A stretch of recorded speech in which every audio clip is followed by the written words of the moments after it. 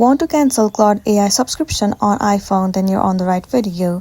Today I'll be showing you the step-by-step process on how you can easily cancel Claude AI subscription. The very first thing you want to do is head over to your application Claude AI.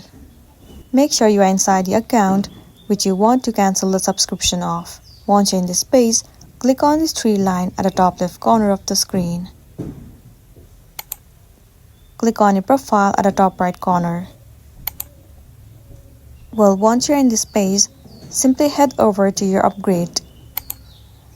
In this page, if you have bought any of the subscription, then it will be available to you. Simply click on the subscription that you want to cancel. And then at the bottom of the screen, you will see cancel subscription.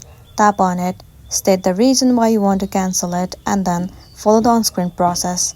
After that, your account will be cancelled from subscription. So that's the end of the video. If this video helped you, give it a like and check out our next tutorial. Thank you.